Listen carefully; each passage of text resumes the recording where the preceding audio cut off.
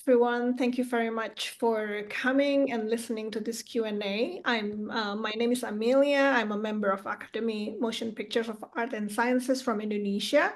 I worked previously for Indocs, who developed the Indonesian documentary scene, but now also at Ashoka, where we built a movement that everyone is a change maker. So I'm really, really, really pleased when I watch Union, directed by Steve Meng and Brett Story.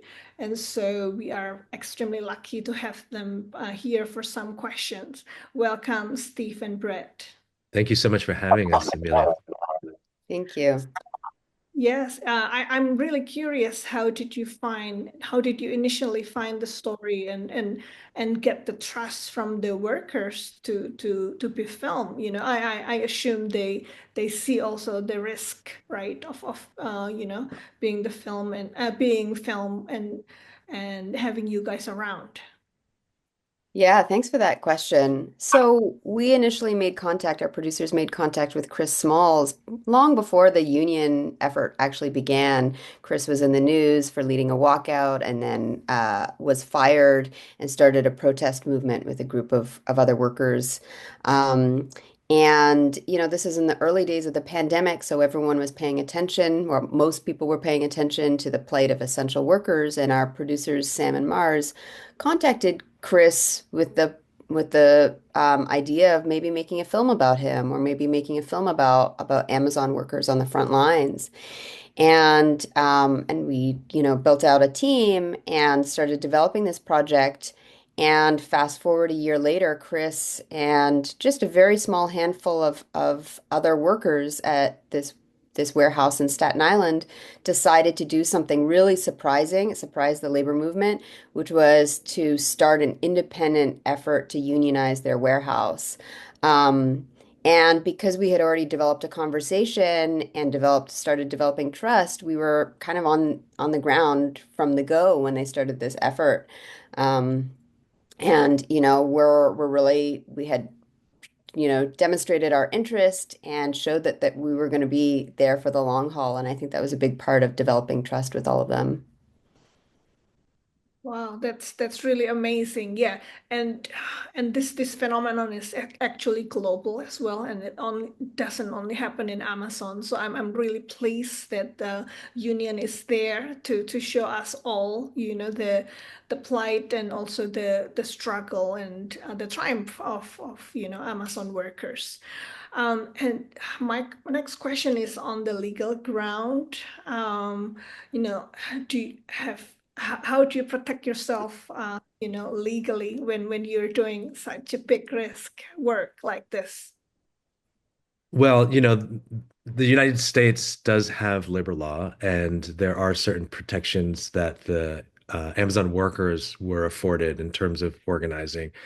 Section 7 is an example of protected labor activity that would allow them certain kinds of actions, right? To be able to document, for example, an unfair labor practice, which is a core tenet of using the legal system to push back against Amazon's union busting tactics.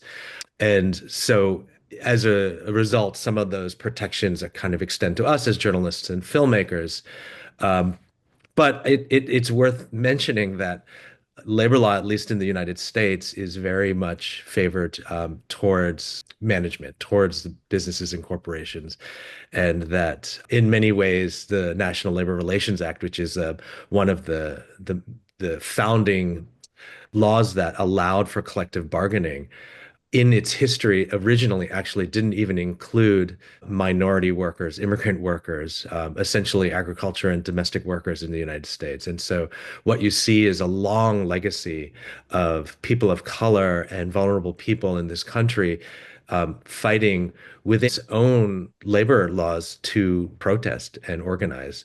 So in many ways, we were set with this challenge of making sure that we respectfully presented their story, also protected them. These workers were stepping out for the first time. And so there was a lot of fear and intimidation in the workplace for them that they had to overcome. And we were very mindful of making sure that they felt comfortable with our process. See. In the film, of course, Amazon tried to bust the union many, many times. How about the films? Have they done anything to prevent the film to, I don't know, to go big and to reach audience? Well, the first thing they seemed to want to do with the film was use it against the workers. So this is something we were really mindful of from the beginning, as Chris said. It was really important for us that the organizers trust us. We were on the ground, more than 300 days with them, day in and day out, and like really had a camaraderie and an affection and a solidarity with these workers. But we know the power of the image. We know it was always possible that the film could be used against them, and that meant being very carefully, not just legally, but ethically. And sure enough, one of the first signs that Amazon as a company was really aware of our film team and wanted to try and use it against the union was right in the aftermath of the victory. Amazon filed a series of objections to the victory, trying to get the victory overturned. And in those objections, it cited our film team a number of times, tried to make the claim that our film team was hired by the union as an intimidating force on the ground to intimidate or interfere with a free and fair election. And so that, I mean, we knew we had great legal support, and we didn't think that those claims would hold muster, and they didn't. They were dismissed. But then even after our film premiered at Sundance, and a Sundance premiere, it's specific to a festival, so you're in the audience in real life in Park City, or you can watch on an online portal. And right after our premiere at Sundance, there was another attempt by Amazon to say, oh, this film exists in the world, and we're going to use it as evidence that this election was not valid. So that, again, was worrisome. I think, the scariest thing for us was the idea that the film could ever, ever, ever be used to undermine the heroic organizing efforts of this union. Can you explain a little bit? Like, when I watch the film, there, it's very clear where you cite, and it's very clear all the efforts and stuff. How could Amazon possibly use it against the workers? How Well, could I mean, we don't think that legally they could. I mean, I think that they are trying to say, oh, there's scenes in the film that shows that the organizers, that Chris Smalls is, or the other organizers are manipulating people or bullying people or trying to buy their votes, that there's something, invalid about their organizing tactics, and that the scenes of our films show that. But everything that the organizers did was legal, and we vetted all of our scenes with our lawyers and with the journalistic community to make sure, it's truthful, which we knew it was, but also indeed, the organizing tactics were completely valid and did not undermine the election result whatsoever. I might also add that, the workers at Amazon are among the most heavily surveilled workers in America and arguably across the world. Amazon has not just termination issues, but they have a broad termination practice, which has been reported widely, right? This idea that the vast majority of the complaints that organizers are experiencing and workers are experiencing is the way that the company automates actually its turnover rate. So this idea of 150% turnover rate, as you see in the film, is all about workers every 6 months, either being fired, getting injured, or quitting because of the incredibly harsh conditions. And so, when we planted ourselves on the ground with them, we spent about 300 days filming and spending time with them day in and day out as they went through this arduous campaign. It was an untold number of times you would see every day a worker come out and say, "Oh man, I just got fired," or "I just got this, I'm not feeling well," or "I just got actually retaliated for trying to take off to see the doctor, and I got a disciplinary action." And so this kind of preemptive automated system that is basically a computer run, that you're hired and fired by a computer, you're labor tracked by AI, ultimately to be able to give the company this control that allows them to scale up during peak season and the holidays, and then aggressively scale down because this easily expendable and disposable workforce. So it was it was incredibly inspiring to actually, despite that, watch day in and day out the organizers make contact, reach people, and actually compel them, despite all of that fear and intimidation, to join the union. Wow, yeah, that's incredible. I mean, thank you for making the film and then making us, the customers, aware of these things. Um, let's talk about then the distribution of the film. With Amazon is such a big name. They how are you having trouble finding like OTTs or platforms to distribute your film? And yeah. Sure, I'll jump Yeah. in Oh, and yeah. maybe, oh, Steve Oh, can go for it. add. Um, Well, we made an independent film. Lots of people, we all know what it's like to make an independent film. There's no guarantees that you're going to find a distribution platform, and many, many, many excellent, amazing films don't. So, we made this film. We knew it was a big story. There was a lot of hope that it would be picked up, and we were very honored to be chosen to premiere the film at Sundance Film Festival in earlier this year, 2024. We had a great reception, really good reviews, really wonderful audience experience, and then won a special jury award out of the festival.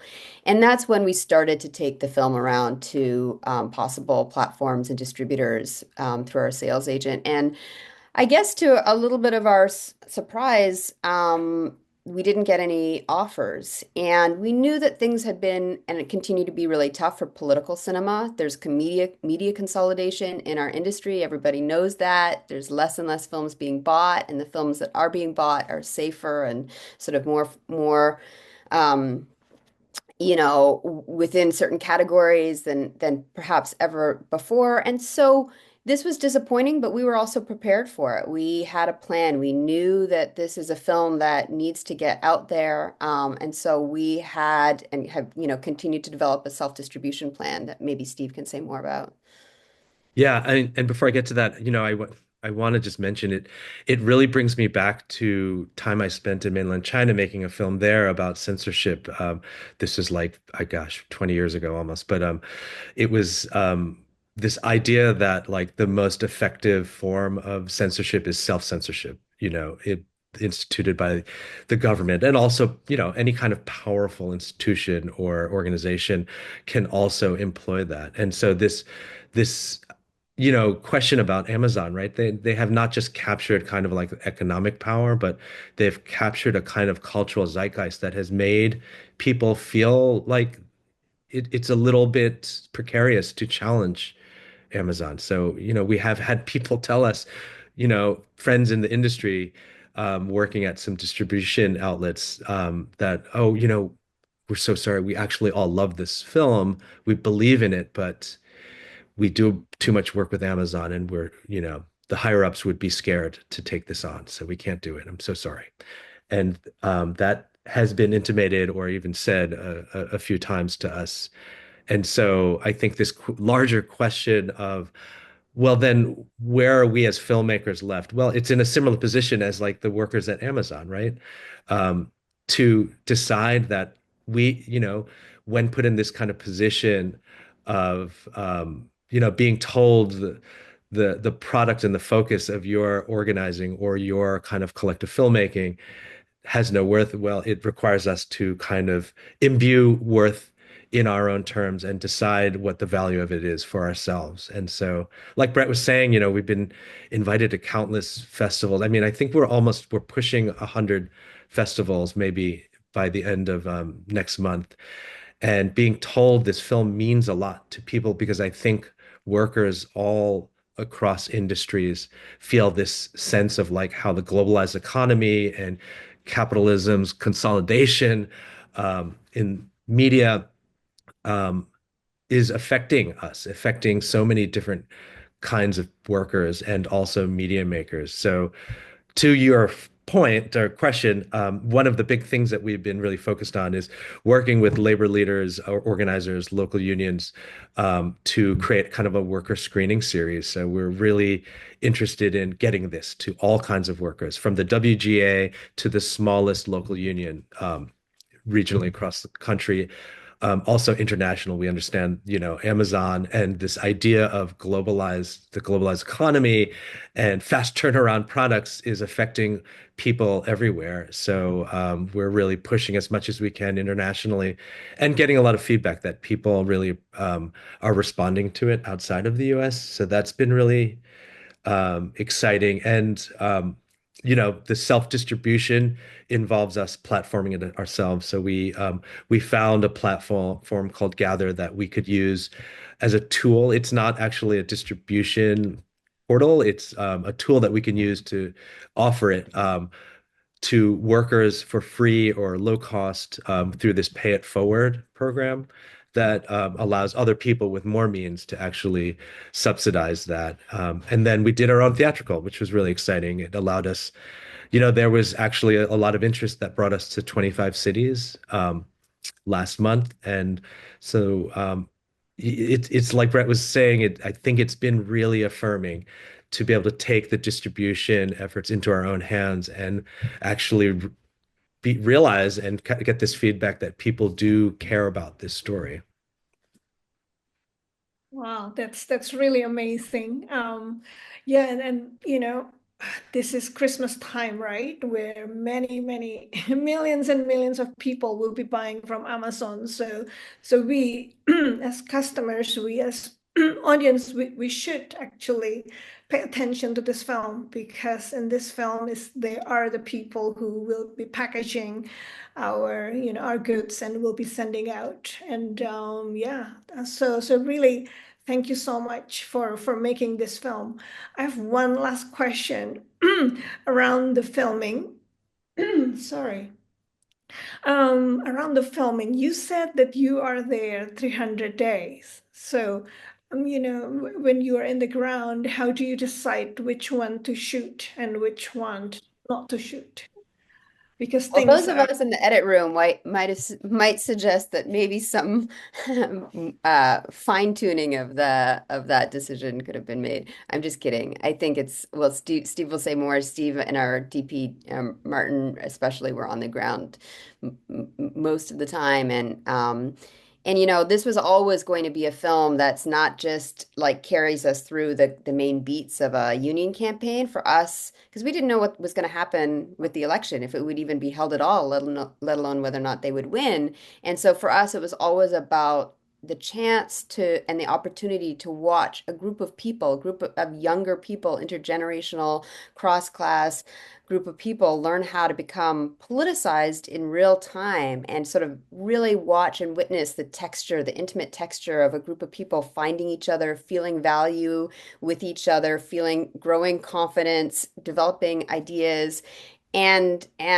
sometimes fighting. And so that required having the camera on a lot of the time. But yes, Steve, maybe you can say more about how you actually decided what was worth filming and what wasn't. I mean, I think, our team collaboratively believe in this idea that in an observational film, the thing you're not looking for is the decisive moment. I think, like this idea in photography that like there's a singular moment that could encapsulate um, whatever it is you believe you want to communicate. Like I think what's interesting about observational cinema is to be able to have this opportunity to be in an unfolding, very unpredictable moment and create an inversion about like the suggestion of what's newsworthy and bring people to a moment, an observable moment that they would not only not ever be able to bear witness to, but often I think in traditional documentary would not be given access to within sort of like the space of what is, decided as meaningful. And so I think for us, it was really exciting to understand that the more time we spent, the more nuanced and unexpected moments that might be forgettable for maybe others actually carried so much meaning. So for workers to realize that it was one of their comrades' birthdays, and then to throw an impromptu birthday party um, said so much more than just, cultures that care about birthdays, but that this was a community of care and actually like love in some moments that was being built out of scratch, right? And to feel that and to live in that and to feel the kind of like that emotional like connection being made in a moment and then be erased by the next moment because of the incredible anti-union pressures and the fast pace of organizing